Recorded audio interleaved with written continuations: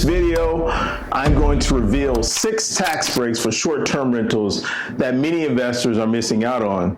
You might think that you're paying too much in taxes, but that could be a costly mistake. Stay tuned to learn how you can save thousands of dollars on leveraging these perfectly legal tax loops. Paying more in taxes than necessary can really eat into your short-term rental profits. By knowing and using these tax breaks, you can boost your net income and improve your overall investment returns.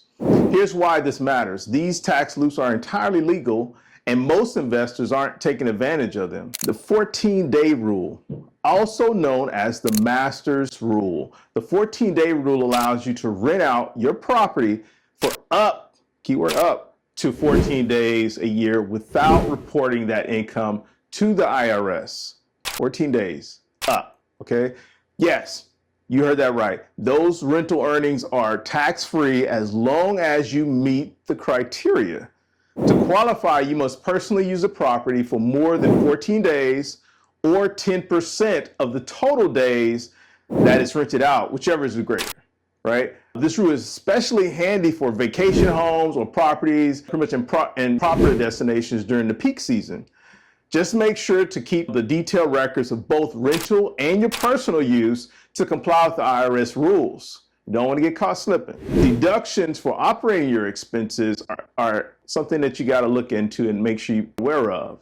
You can deduct operating expenses from your rental income, lower your taxable income. This includes things like mortgage interest, property taxes, insurance, utilities, maintenance, the repairs.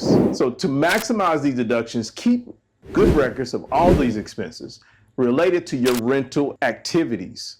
For example, if you hire a cleaning service between guests, stays, or cover utilities during the rental periods, those costs are deductible.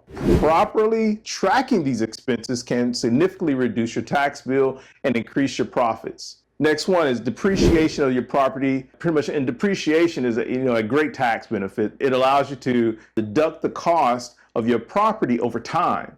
For residential rental properties, the IRS lets you depreciate the building over 27.5 years, right? 27.5 years. I don't know I forgot how they came up with that number, but that was created for some reason, which means you can deduct a portion of the property's value each year, reducing your taxable income. Just remember to separate the value in the land from the building, since the land can't be depreciated. So depreciation can be a major source of tax savings, so it's a good idea to work with a tax professional to ensure you're doing it correctly. No matter what someone else tells you online, or if they're not the professional, they're not certified, licensed, you take whatever information you get from them with a grain of salt. You go talk to an actual licensed person. And even with that, I tell you to take with a grain of salt. For me, I always look for at least 3 licensed personnel to talk with to make sure that they all saying the same thing, because I found out we're human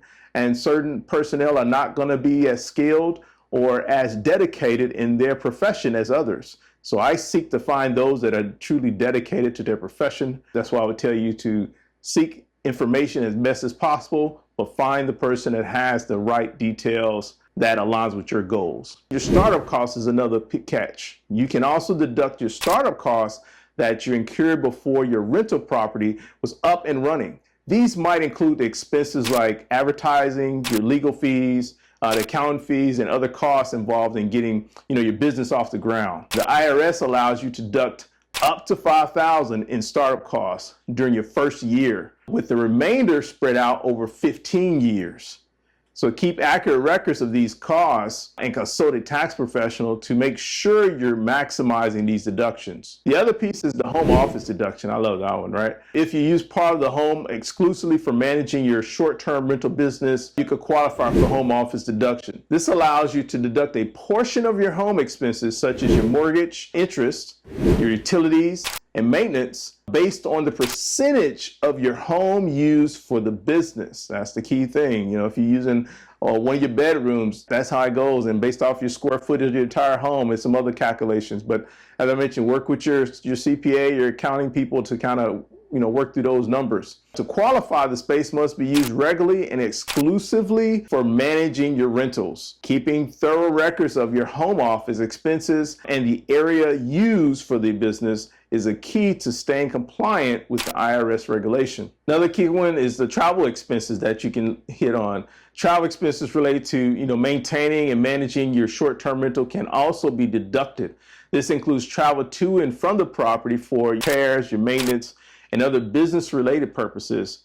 Keep track of all the travel expenses, including the mileage, lodging, and meals, and make sure that they are directly related to your rental activities. I say again, directly related to your rental activities. By deducting these travel expenses, you can further reduce your taxable income and improve your profitability. By taking advantage of these tax breaks, you can significantly lower your tax liability and increase your net income from short-term rentals, whether it's 14-day rule deductions for operating expenses, depreciation, your startup costs, the home office deduction, or your travel expenses. Each of these strategies can provide a substantial savings.